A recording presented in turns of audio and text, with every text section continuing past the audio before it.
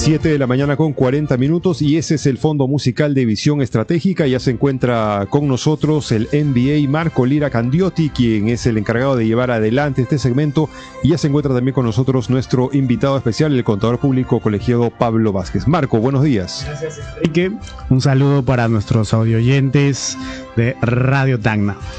Estamos aquí en Visión Estratégica, donde hablaremos de temas empresariales, desarrollo de la sociedad, visión de cómo nosotros debemos salir adelante. Y el día de hoy tengo un invitado muy especial.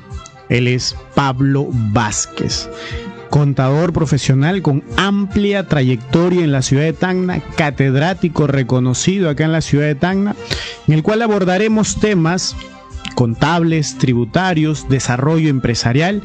¿Hay o no hay visión aquí en la ciudad de Tacna? Así que le vamos a dar la bienvenida. Bienvenida, Pablo. ¿Cómo se encuentras tú? Gracias, Marco. Gracias, Enrique, por la presentación. Es un gusto para mí poder venir a compartir un poco las experiencias que he venido adquiriendo estos años y conversar sobre el espectro socioeconómico en el cual se encuentra la ciudad de Tacna y ver algunos visos a futuro que podemos aplicar, sobre todo para el pequeño y microempresario, que a veces necesitan algún tip, alguna guía, algún alcance que les permita mejorar y que les permita crecer en este cada vez más salvaje panorama económico en el cual nos encontramos y vivimos actualmente. Así es, Pablo, bienvenido.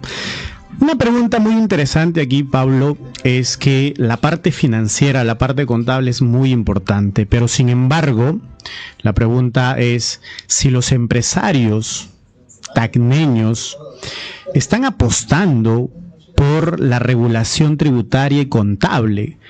¿Están ellos y están demostrando un crecimiento? ¿Hay una visión respecto al área financiera? ¿Y cómo lo vienen desarrollando ellos desde tu experiencia, Pablo? A ver, en general en el Perú y en Tacna, el empresario, el pequeño empresario, el microempresario, tiende a ser un empresario que aplica más estrategias empíricas, más que un tema de planificación empresarial o un tema de planificación financiera. Se guía mucho por el tema de la intuición y de la experiencia. Eso quiere decir que el empresario lo que busca fundamentalmente es aplicar lo que él ha ido aprendiendo a través de los años y utilizarlo en su devenir diario en el sector económico en el cual se desenvuelve. Sin embargo, la pandemia del 2020 hacia adelante generó que el empresario tenga que adaptarse a una realidad en la cual ya no podía vender de manera física por el canal tradicional. Y lo que hacía tenía que utilizar otro tipo de medios para poder subsistir en muchos casos. Y esto se debe fundamentalmente a la utilización de medios digitales, utilización de redes sociales, ventas online, empresas que hoy día se reconvirtieron a delivery y que ya no regresan a vender por el canal tradicional de cara a cara, de face to face.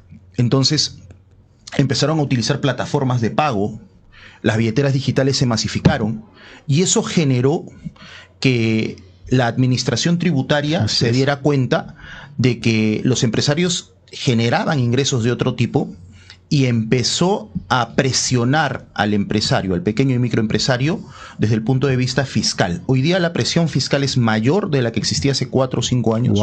¿Ya?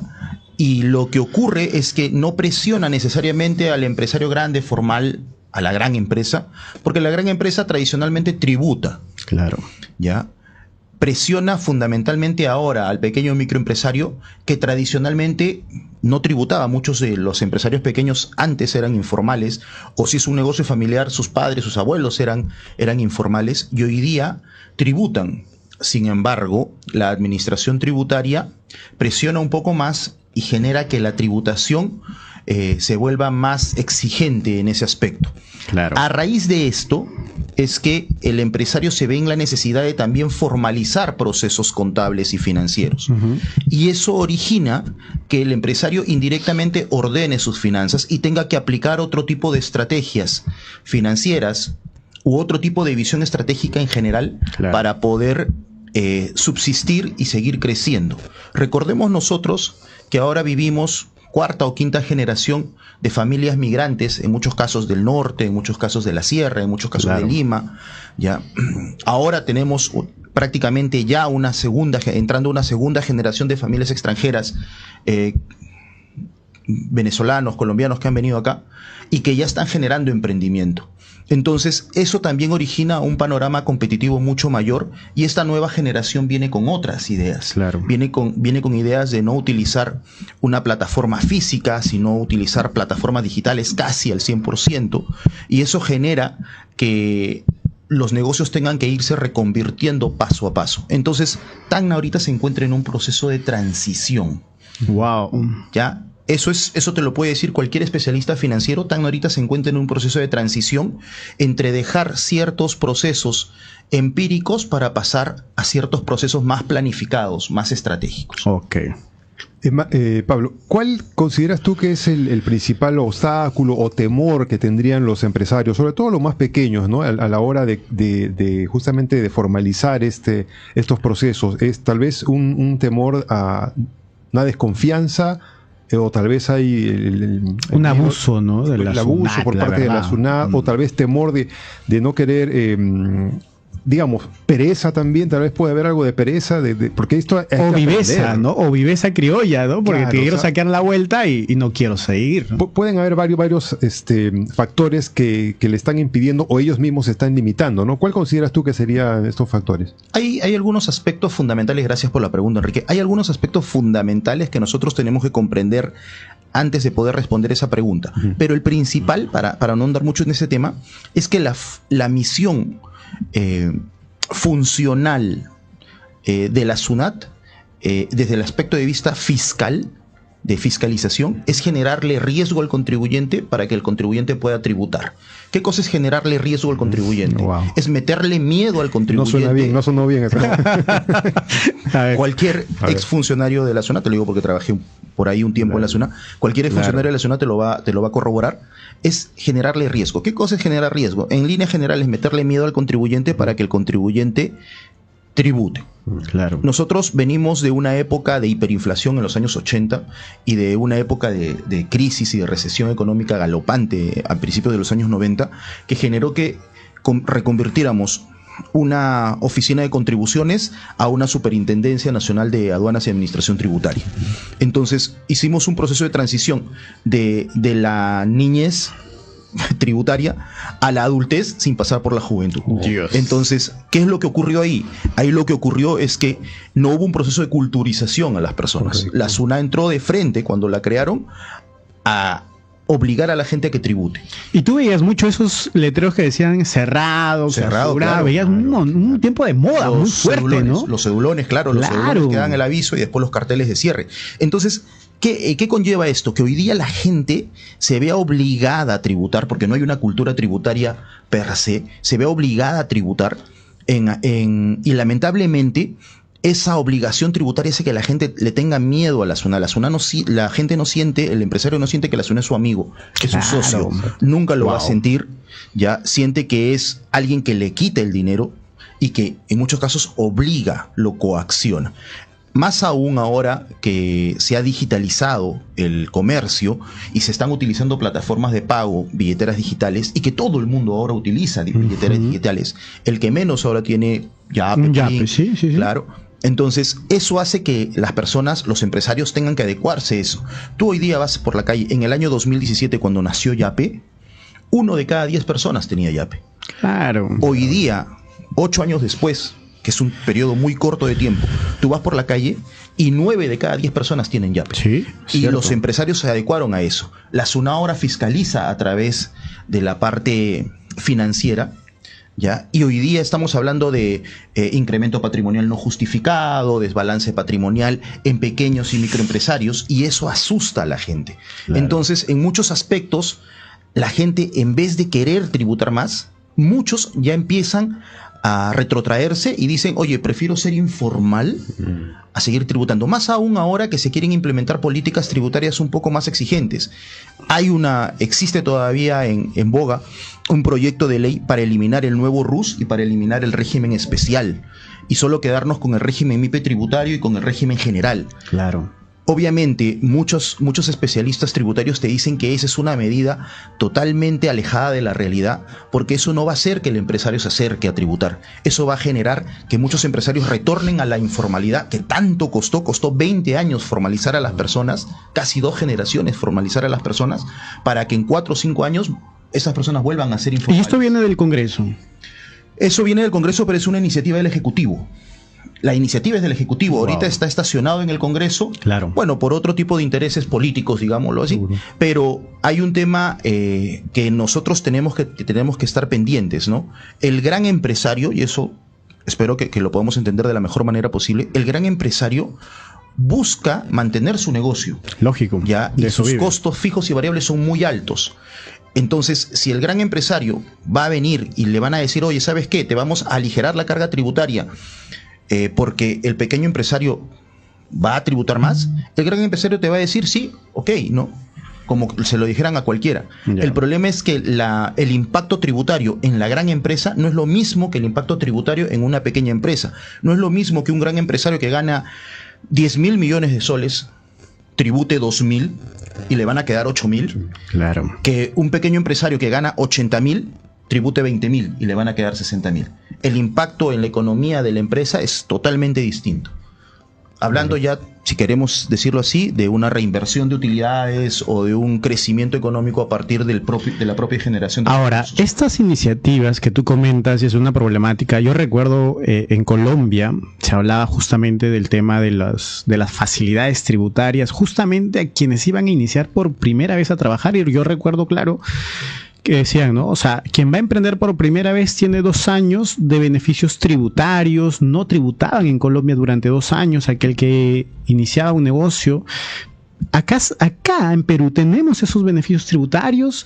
Desconoce de repente un emprendedor y diga, oye, voy a iniciar un emprendimiento, me voy a unir a la formalidad, ¿tengo beneficios o no tengo beneficios? Lo tuvimos a finales de los 90, principios de 2000, cuando se creó el nuevo RUS, cuando se creó el RUS inicialmente. Por ejemplo, que el RUS tenía 5 categorías y los empresarios podían vender hasta 20.000 soles mensuales y tributaban 600 soles al mes. Así es.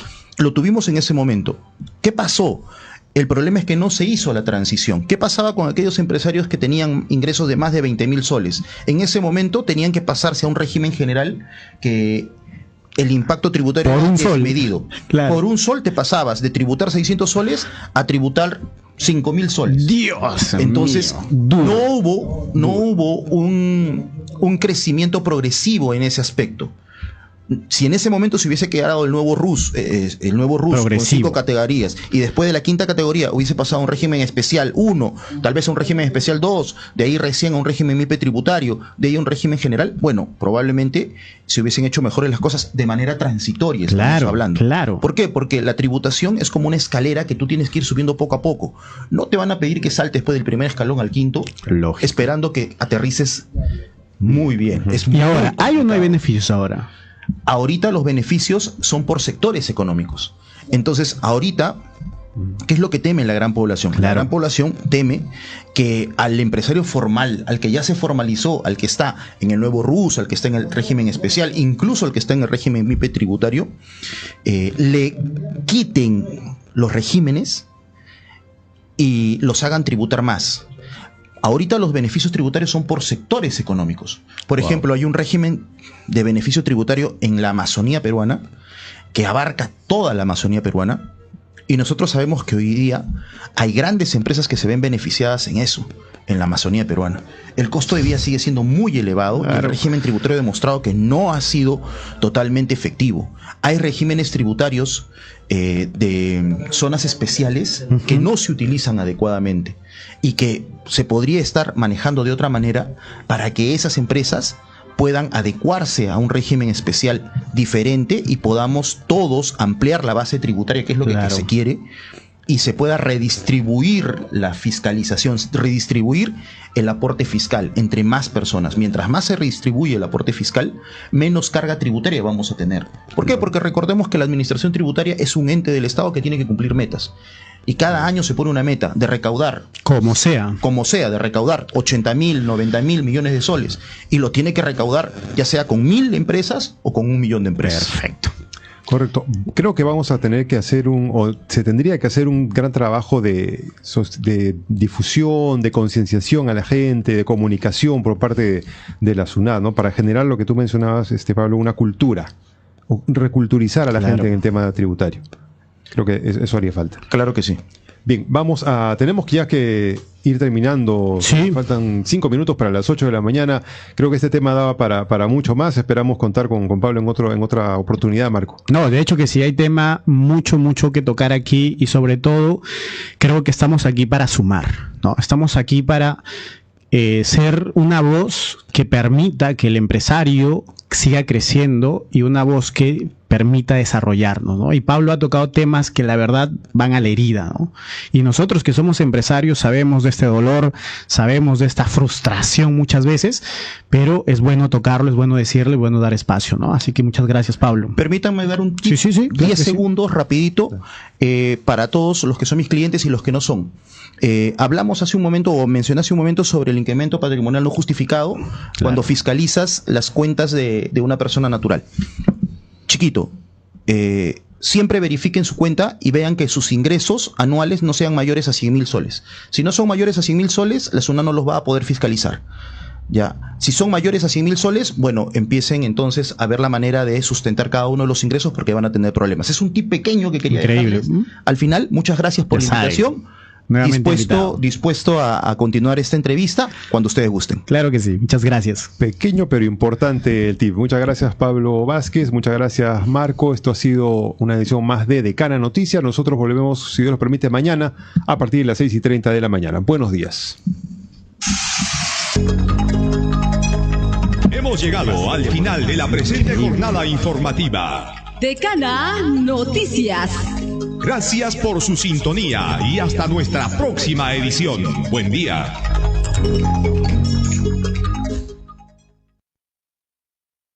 Si te preguntan ¿qué radio escuchas?, responde: yo escucho Radio Tacna, La Decana.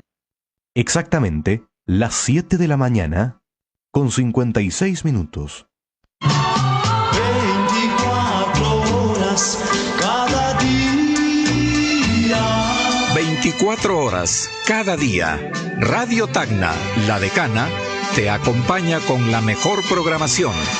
En estos momentos tan difíciles, estamos siempre a tu lado, con fe y esperanza. Radio Tacna, La Decana, 104.3 FM, tu radio de toda la vida.